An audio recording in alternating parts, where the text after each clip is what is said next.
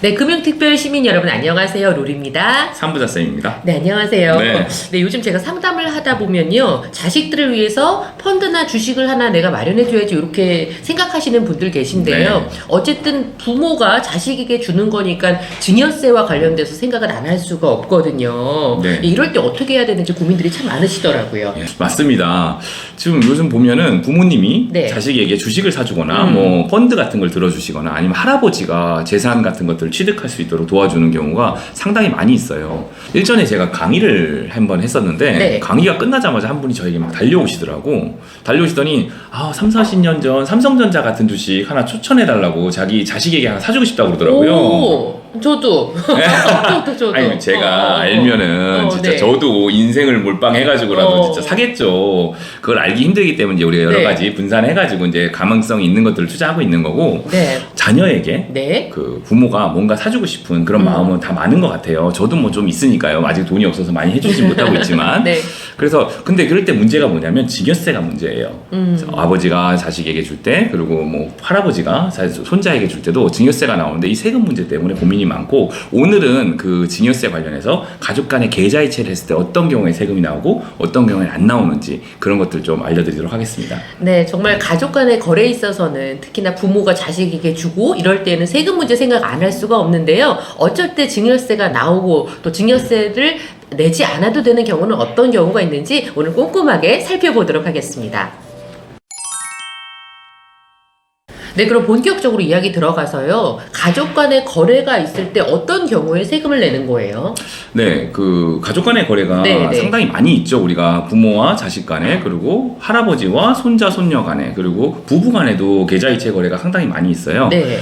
세법에서는 이 경우를 대부분 그냥 증여로 보고 있습니다. 문제는 증여 상속 같은 경우에는 나라에서 별로 좋지 않게 보기 때문에 세금이 아주 세게 매기고 있어요. 1억 이하 10%부터 30억 이상은 50%까지도 세금이 나오기 때문에 와. 상당히 문제가 되는 거죠. 세금 구간이 굉장히 크네요. 네. 그러면 제가 자녀한테 주는 거 말고 제가 예를 들어 부모님께 드려요. 이런 것도 증여세와 관련이 있나요? 우리의 마음으로 생각할 때는 부모님 용돈 드린 거 그동안 나 키워주셨는데 네. 아깝지 않고 이것이 그쵸. 왜 세금이 나오냐 이럴 수도 있겠지만 뭐 일단 세법에서는 네. 뭐 가족 간의 거래는 일단 증여로 보고 있습니다. 증여 공제 한도 내에서는 뭐 세금은 나오진 않겠지만 그 네. 이상의 증여를 보고 있고 가치가 있는 것을 타인에게 준다는 것은 공짜로 취득했다고 보기 때문에 세금을 매기고 있습니다. 공짜로 취득한 것이기 때문에 세금을 내는 것이다. 자, 그러면 요 증여로 보지 않는 부분들도 있잖아요. 네. 어떤 게 있을까요? 그걸 이제 오늘 얘기할 내용이 있는데 세법에서 정하는 비과세 증여재산은 사회통념상 인정되는 이재 구호 물품, 치료비, 생활비, 그리고 교육비 그 밖에 이와 유사한 것으로 생각되는 대통령령으로 정하는 것이라고 세법에 나와 있습니다. 기본적으로 아파서 치료하는 비용이나 네. 생활하는 비용 그리고 교육받는 비용은 비과세가 된다는 내용이죠. 네, 이런 비과세 항목들은 꼼꼼히 살펴보는 게 매우 중요할 것 같은데요. 말씀해주신 뭐 치료비, 생활비, 교육비 이런 것 말고도 대통령령이 정하는 거는 어떤 거예요? 네, 대통령령이 정하는 것. 네네. 첫 번째, 학자금 또는 장학금, 기타 이외 유사한 금품을 얘기합니다. 네. 두 번째는 기념품, 축하금, 부의금과 유사한 기타 물품 및 이와 비슷한 금품으로 통상 필요하다고 인정되는 금품입니다. 세 번째는 네네네. 혼수용품으로 통상 필요하다고 인정되는 네. 금품을 이야기합니다. 그러면은 사회 통념상 인정이 되는 뭐 생활비, 교육비 이런 것들이 대략 금액이 얼마 정도까지 인정이 될까요? 이게 사회통념상이라는 게 참 애매해서 네. 금액이 딱 정해져 있지는 않아요. 그래서 뭐 사실은 사는 곳이 다 다르고 지방에 그렇죠. 사는 사람들도 돈이 좀 덜 들 것이고 그렇죠. 또 서울의 강남 같은 물가가 비싼 곳에 사시는 분들은 돈이 네. 더 많이 들 거 아닙니까? 이 생활비에 대한 개념이 좀 다르기 때문에 정해져 있지는 않습니다. 하지만 이제 이 액수가 크고 작고보다 더 중요한 것이 뭐냐면 네. 이 돈을 받아가지고 이것으로 재산을 증식을 하는데 사용되었냐 안 되었냐 이것이 되게 중요한 포인트거든요. 재산을 증식하는 데 쓰였냐. 네. 부모가 주신 이 이제 생활비로 네. 정리식 펀드를 가입한다든지 예금을 가입하든지 이러면은 이제 이거는 그 생활비로 준 것이 아니고 뭐 이제 증여로 간주할 수 있다라는 거죠. 예. 증여받은 사람에 대해서 이제 부양의 의무가 꼭 있어야 됩니다. 또 이게 뭐 돈을 잘 벌고 있는 뭐 의사 자녀에게 네. 뭐 그 돈을 생활비를 대준다든지 이런 것들은 인정을 못하게 주겠다는 거죠. 네. 그리고 스스로 독립 못한 자녀나 그리고 이제 생활이 힘든 상태여가지고 도와줘야 되는 상태가 있잖아요. 네, 그럴 네. 때는 생활비를 인정을 해줍니다. 아. 근데 이게 몇 년치를 뭐 몇천만 원 한 번에 입금해주고 이러면 안 되고 아. 필요할 때마다 교육비도 필요할 때마다 뭐 등록금을 내야 될 때, 네. 뭐 학원비를 내야 될 때 이런 식으로 입금해주는 거는 인정이 되지만 네. 한 번에 너네 뭐 1억 써 하면서 뭐 5천만 원 써 이런 식으로 부모가 주는 것은 증여로 간주될 수 있으니까 필요할 때마다 생활비도 지급하고 교육비도 지급하는 방식을 이용하셔야 됩니다. 그러니까 정말 생활비가 필요한 사람들한테 생활비를 지원해 주는 거는 그거는 이제 아무리 부모와 자녀가 아니라도 비과세로 볼 수 있다라는 그렇죠. 말씀인 불가세로 거예요. 인정해 주는 거죠. 네. 또 제가 궁금한 게요. 우리 결혼을 할 때 보면은 축의금이나 혼수용품 이런 것들도 비과세가 된다고 들은 적이 있는데요. 특히나 뭐 혼수나 이런 것들을 하면은 아무래도 큰 돈이 한꺼번에 갈 수밖에 그렇죠. 없어요. 네, 뭐 그렇습니다. 혼수를 100만 원씩 뭐 3번 이런 식으로 나눠 보내지는 않으니까 그렇다면은 국세청 뭐 PCI 시스템 같은 데서 추적이 되거나 그러진 않을까요? 일반적으로 이제 큰 금액이 아닌 이상 사실은 PCI 시스템이 뭐 상시 돌아가면서 막 잡고 이러진 않아요. 네. 근데 결국에는 이제 세금을 어느 정도 뭐 재산을 취득하거나 이럴 때는 PCI 시스템에서 뭐 이체된 가족 간의 계좌 이체 내역이나 이런 것들을 다 확인하겠죠. 네. 일단 축의금 같은 경우에는 네. 명부 있잖아요. 우리가 축의금 명부 같은 걸 쓰잖아요. 그 명부를 정확하게 가지고 있어야 됩니다. 그래서 자녀에게 준 것이라고는 증빙이 있을 경우에는 세금을 나중에 나오지 않을 수 있겠죠. 그래서 꼭 명부를 준비해야 되고요. 혼수는 네. 보통에 인정되는 혼수 같은 경우에는 네. 증여로 간주하지 않습니다. 그러니까 우리가 뭐 냉장고 사주고 가구 사주고 네. 이런 것들은 괜찮아요. 부모가 사줘도 돼요. 하지만 우리가 제일 걱정스러운 게 사실 집값이 문제잖아요. 가구 사주고 이런 건 문제가 안 되잖아요. 그렇죠. 근데 내 집 마련에 비용을 대주는 거는 증여로 간주합니다.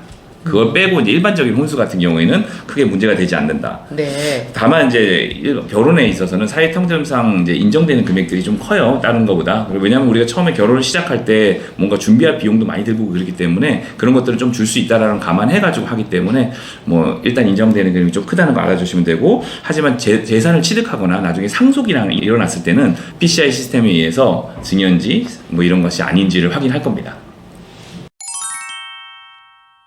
정말 꼼꼼히 살펴봐야 될 것 중에 하나가 공제 금액이거든요. 네네, 뭐 맞습니다. 부부 간에는 6억까지 공제가 되고 자녀는 뭐 5천만 원 이런 말들이 있는데요. 네. 정확하게 좀 알려주세요. 네, 잘 알고 계시네요. 부부 간에 6억 맞습니다. 네. 6억이 공제되고요.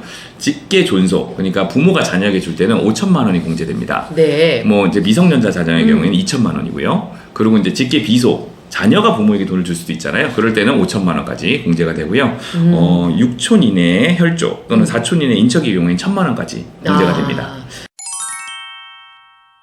그런데 이제 솔직히 이제 몇 년 전에 신문에서 본 기사를 보니까요. 부모들이 생각할 때 자녀 세대는 본인보다 더 살기 어려울 거다 이렇게 생각하시는 분들 많으시고 그래서 또 이렇게 증여 준비해 주시는 분들도 꽤 계시거든요. 네, 뭐 제 생각에는 일단 네. 앞으로 사회가 훨씬 발전할 건데 그리고 또 복지 사회가 될 건데 크게 걱정할 필요까지 있을까 싶긴 한데 부모의 근데, 마음이란 게 네. 그런 것 같습니다. 근데 저도 솔직히 이제 저도 자녀가 있지만 이게 집값이 계속 오르니까 우리 애들이 이렇게 비싼 집을 부모 도움 없이 어떻게 살 수 있지? 사실 그런 걱정은 좀 있어요. 맞습니다. 저도 집에 대해서는 네. 그렇게 생각이 들어요. 집값은 너무 비싸죠. 특히나 또 뭐 지방은 잘 모르겠는데 서울에서 집을 산다는 건 상당히 쉽지 않은 일인 것 같아요. 혼자서. 네, 그렇죠? 맞습니다. 그러니까 네. 부동산 구입을 할 때 부모의 도움 없이 사기가 상당히 힘든 상황인 건 확실하고요. 네. 그러다 보니까 이제 뭐 이런 거에 대해서 부모가 도와주려는 마음이 많이 있는 것 같아요. 부모님께서 이제 주택이 여러 채일 경우에는 부담부 증여라는 방법이 있어요. 그래서 뭐 전세를 끼고 이제 증여를 하는 방식으로 부모 자식에게 이제 증여세 좀 내긴 내야 되겠죠. 하지만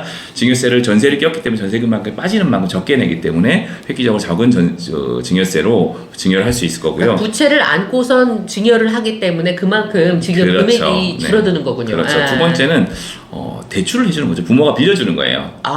이런 경우에는 차용증이나 내용증명을 꼭 작성해야 됩니다. 그럼 대출 이자도 내야 되는 그렇죠. 거예요? 이자를 꼬박꼬박 납입해야 되고요. 그럴 경우에는 이제 사실은 이제 자녀 같은 경우 신용이 부족하거나 담보물이 없기 때문에 그치, 네. 뭐 대출을 은행 같은 데서 쉽게 못 빌릴 수도 있어요. 그럴 경우 이제 부모가 재산이 좀 있고 이럴 경우에는 부모가 대출을 해줄 경우에는 증여세가 나오지 않거든요. 하지만 이게 나중에 뭐 상속이나 뭐 문제가 됐을 때 세무조사가 나왔을 때 조사가 나왔을 때는 네.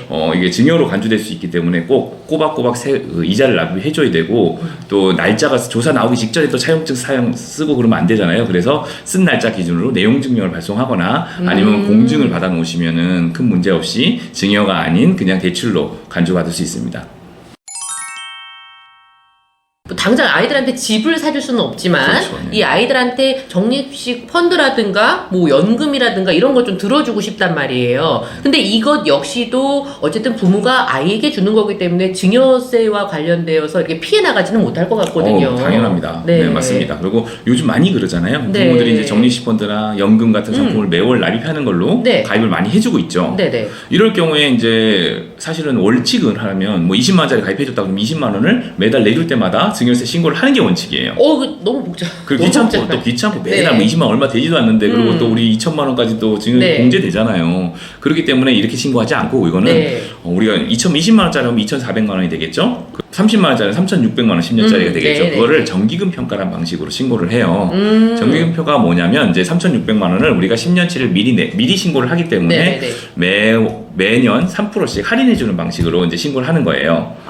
세금을 할인해 주는 그래 세금을 할인해 주는 거죠. 그래서 그러니까 우리가 3,600만 원을 신고하는 게 아니라 네. 3%씩 매년 할인해 준 금액으로 3,600만 원보다 훨씬 적은 금액을 신고를 하게 될 것이고요. 그럼 내는 세금도 좀 줄어들겠죠. 정기금 평가를 하니까. 하지만 이거 같은 경우에 미리 신고를 해놓지 않고 나중에 신고할 경우에는 원금 플러스 이익까지도 증여세가 나오기 때문에 미리 우리가 앞으로 내가 이런 상품을 가입해가지고 낼 거다 해가지고 미리 그 금액만큼을 신고하고 진행하시면 좋을 것 같습니다. 요 정기금 평가라는 걸 통해서 미리 세금을 내면 그만큼 혜택을 주겠다는 할인을 거군요. 해주죠. 예, 세금 할인을. 그러면 이제 마지막으로요. 이제 증여와 관련해서 주의사항 있으면 좀 말씀을 주세요. 네. 네, 가족 간에는 네. 많은 경우에 계좌 거래가 있을 수밖에 없어요. 그쵸. 뭐 부모님의 물건을 대신 사두는 경우가 있고, 그런 다음에 물건을 받잖아요. 또 돈을 받잖아요. 그리고 뭐 생활비를 입금해준다든지, 교육비로 부모님이 좀 내주신다든지 이런 경우가 많이 있습니다. 이럴 때마다 우리가 일일이 메모를 해둬야 돼요. 어떤 것들을 이 돈은 어떤 돈으로 줬고 어떤 유형으로 줬다 이런 내용도 해놓지 않고 나중에 네. 한 번에 이게 뭐 조사가 나와버리면 우리가 증빙할 방법이 없습니다. 그럼 다 이거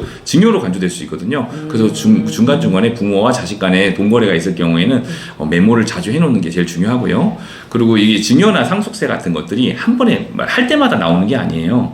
이게 뭔가 재산을 취득하거나 네. 아니면 상속이 발생하거나 이럴 때 네. 10년치를 합산해가지고 한 번에 발생하거든요. 그렇기 때문에 미리미리 그 증여세 신고를 해놓는 걸 추천드립니다. 네.